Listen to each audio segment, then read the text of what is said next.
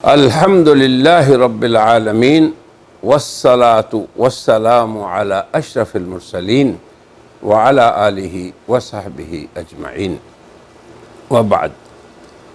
والسابقون الاولون من المہاجرین والانصار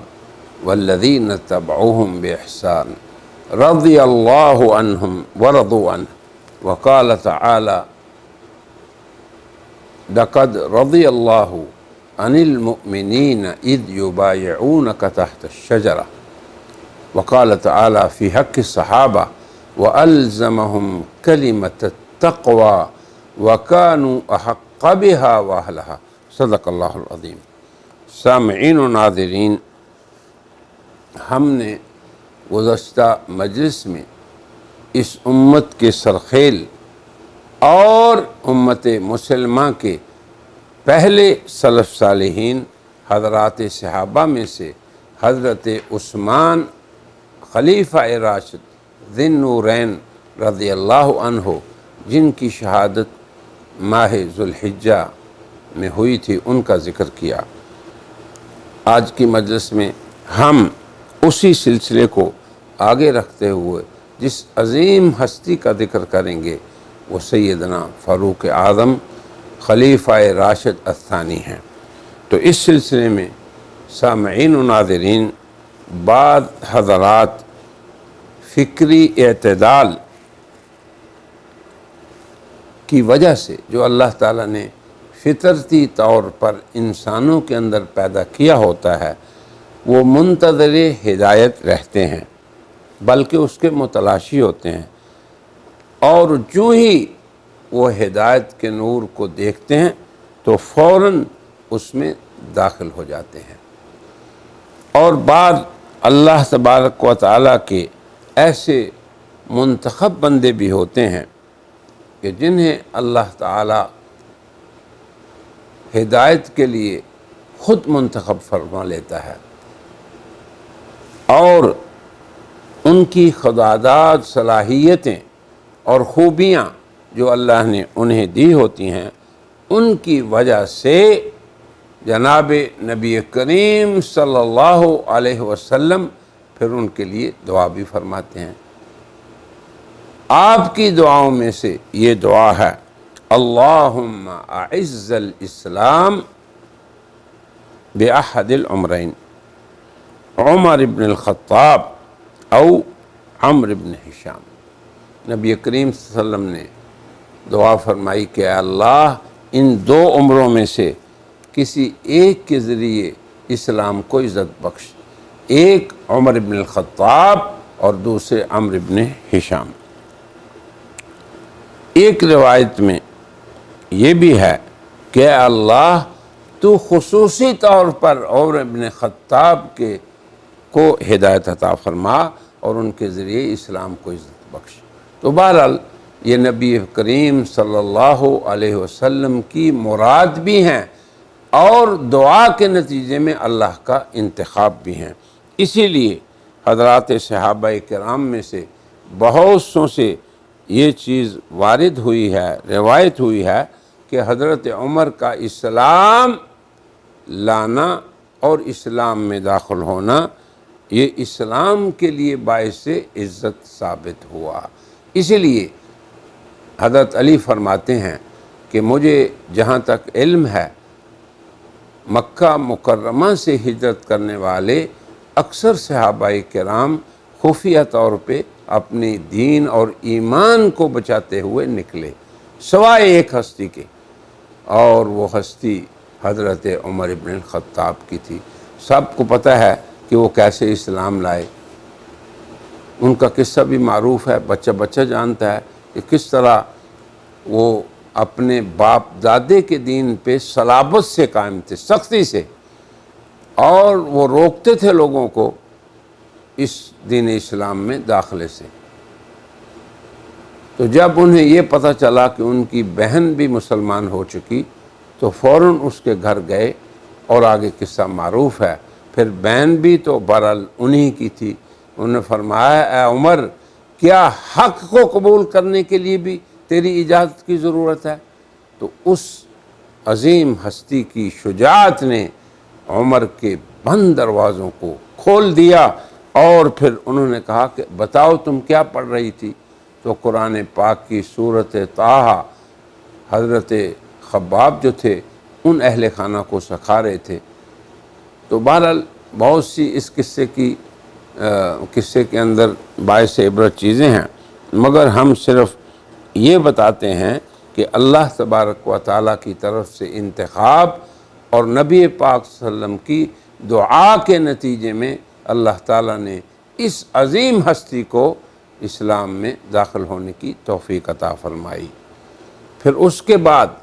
انہوں نے اسلام کی خاطر جو کیا کہ ہجرت کے عمل کو بھی انہوں نے کسی سے نہیں چھپایا، بلکہ فل تیاری کر کے اپنے ساتھ اسلحہ لے کے باہر نکلے، بیت اللہ میں آئے، طواف کرنے کے بعد وہاں کے بیٹھے ہوئے صنادید مشرکین کو پکارا، للکارا اور چیلنج کیا کہ دیکھو جس شخص کو یہ شوق ہو کہ اس کی ماں اسے گم کر دے تو وہ پھر نکلے اور میں ہجرت کر رہا ہوں۔ الحاصل حضرت عمر رضی اللہ تعالیٰ عنہ کے اسلام میں داخلے کے بعد سے ہی مسلمانوں کو جرأت اور ان میں ہمت پیدا ہوئی، اور انہوں نے کہا کہ جس حق کی دعوت آپ خفیہ دیتے ہیں اگر وہ حق ہے تو پھر علناً کیوں نہ دیا جائے۔ تو ان کا اسلام لانا، پھر اسلام کے لیے ہجرت کرنا، پھر اس کے بعد مدینہ منورہ میں جناب نبی کریم صلی اللہ علیہ وسلم کے ساتھ تمام غزوات میں اسلام کی سربلندی کے لیے شریک ہونا، یہ سب کا سب اللہ تبارک و تعالیٰ کی طرف سے خصوصی طور پہ عمر بن الخطاب پر اللہ کا خاص انعام تھا۔ امام نووی لکھتے ہیں کہ عمر بن الخطاب اسلام لانے ہر موقف پر حضور اکرم صلی اللہ علیہ وسلم کے ساتھ رہے،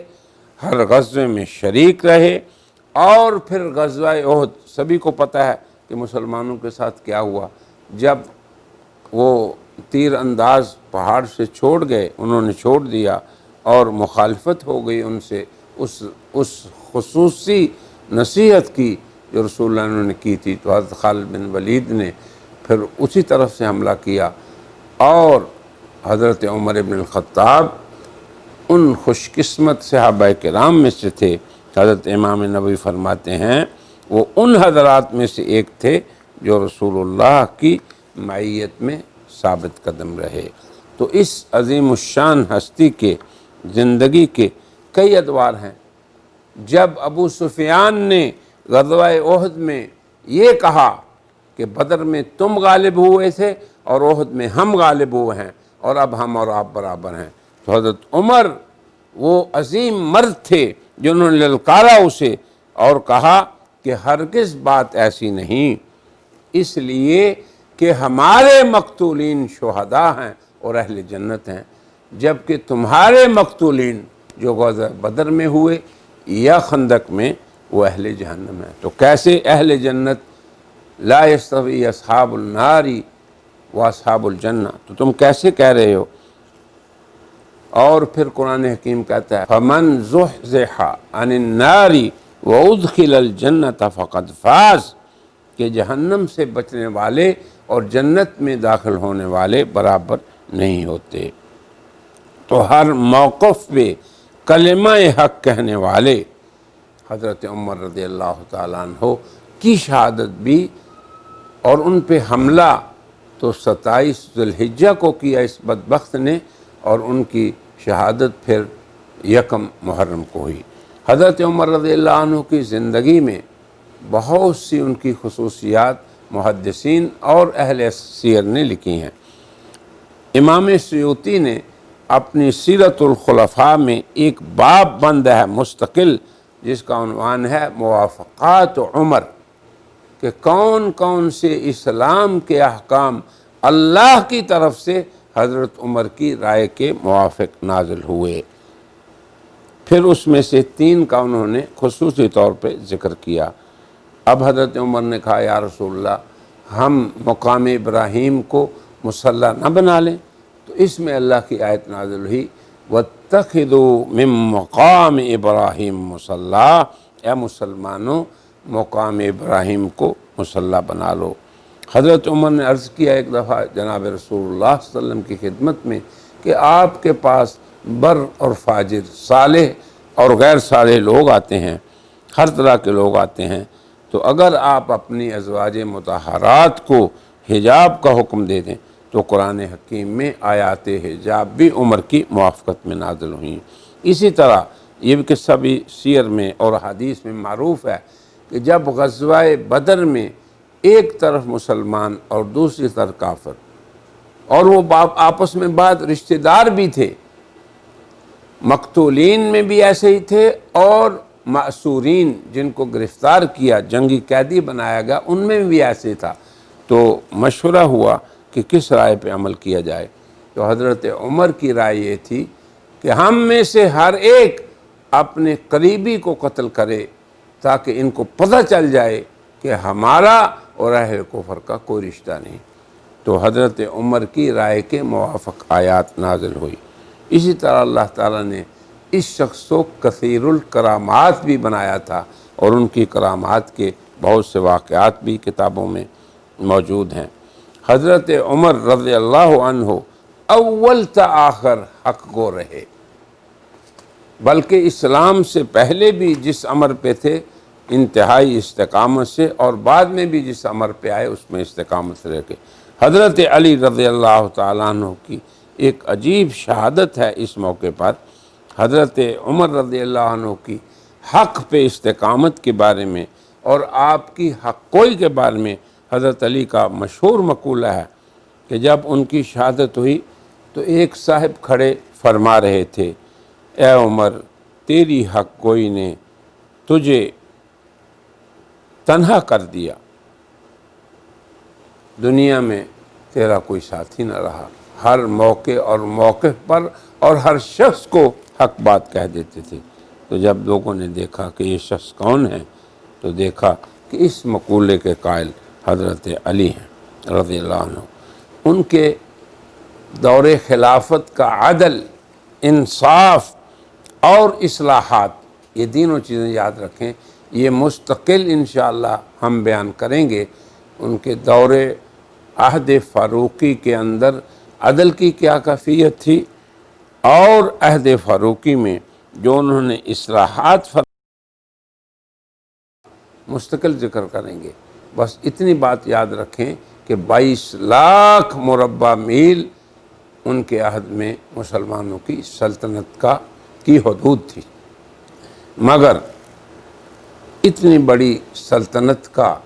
حاکم اس کو عام امتی کھڑے ہو کر یہ پوچھتا ہے کہ اے عمر اس بات کا جواب دیں، اس بات کا جواب دیں، اس بات قیامت تک کے لوگوں کے لیے، خصوصاً اہل حکم کے لیے نمونہ ہے کہ حاکم ہر ایک کے سامنے عوام کے مسئول ذمہ دار ہے۔ اور ان کا ذمہ داری کا ایک بہت بڑا قصہ معروف ہے کہ جب وہ تفتیشی دورے پہ تھے تو ایک گھر سے انہیں بچوں کے رونے کی آواز آئی، اور یہ قصہ بھی ہے کہ پھر ان کے خادم ان کے ساتھ تھے۔ جب اس کی بچوں کی ماں نے کہا کہ ان کے پاس تو کچھ نہیں کھانے کے لیے، اور عمر کو میں پوچھوں گی کل قیامت کے دن، تو حضرت عمر خود تشریف لائے، کھانے کا بندوبست کیا گیا، پھر اس کے بعد خود اٹھا کے ان تک پہنچایا۔ تو یہ کی نگہبانی کی حالت تھی۔ اس عظیم ہستی کو جس بدبخت نے ان پہ حملہ کیا، وہ حملہ بھی اسی حرمت والے مہینوں میں سے ایک مہینے، یعنی یہی ذوالحجہ سے ہم گزر رہے ہیں، 27 ذوالحجہ کو ان پہ حملہ ہوا، اور 1 محرم الحرام کو جام شہادت انہوں نے نوش فرمایا۔ حضرت صہیب رومی نے ان کی نماز جنازہ پڑھائی، اور دیکھیں اور اعزاز دیکھیں، اور پھر تواضع دیکھیں کہ انہوں نے اپنے بیٹے کو کہا کہ جاؤ ام المومنین عائشہ رضی اللہ عنہا سے یہ پوچھو، یہ نہ کہنا امیر المومنین، یہ کہنا کہ ہے اماں ام المومنین یعنی حضور کی بیویاں ازواج ہو امہاتم، کہ عمر یہ چاہتا ہے کہ وہ اپنے دونوں ساتھیوں کے پہلو میں دفن ہو، تو یہی بیٹے نے کیا۔ تو ام المومنین نے جواب میں فرمایا کہ یہ جگہ تو میں نے اپنے لیے خاص رکھی ہوئی تھی، مگر اس انسان کو جو اول تا آخر اسلام ہی کے لیے زندہ رہا اور اپنی تمام قوتوں اور صلاحیتوں کو اسلام کی سربلندی اور مسلمان امت کی خدمت کے لیے اس نے وقف کر دیا، اسے میں اپنی آپ پہ بھی ترجیح دیتا ہوں۔ اور پھر اللہ نے ان کو دنیا میں بھی معیت رسول عطا فرمائی۔ اکثر حدیثوں میں رسول اللہ فرماتے انا و ابو بکر و عمر، انا و ابو بکر و عمر، اکثر روایات میں ایسے آتا ہے۔ پھر اللہ تعالیٰ نے ان کی شہادت کے بعد بھی انہیں جناب رسول اللہ اور ان کے دوسرے ساتھی امیر المومنین خلیفہ راشد اول حضرت ابو بکر کے ساتھ جگہ دی، اور وہ آج تک اور تا قیامت ان دونوں ساتھیوں کے ساتھ آرام فرما رہے ہیں، اور وہی سے وہ انشاءاللہ یوم الحشر اٹھیں گے۔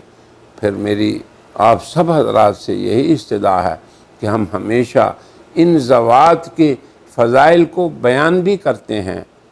اور پھر ان کی عظمت اور ان کی تعظیم اس کو بجا بھی لاتے ہیں، مگر عمر رضی اللہ تعالیٰ عنہ آج بھی مسلمان حکمرانوں کے لیے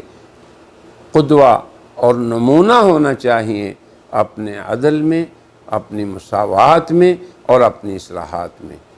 یہ ہے ہماری محبت اس عظیم الشان خلیفہ کے ساتھ جسے عمر الفاروق کہا جاتا ہے۔ آج کی اس مجلس کو میں اسی پہ اکتفا کرتا ہوں اور کہتا ہوں وآخر دعوانا ان الحمد للہ رب العالمین۔ برائے مہربانی ڈاکٹر سعید مکی کے چینل کو سبسکرائب کریں اور بیل آئیکن پر کلک کریں۔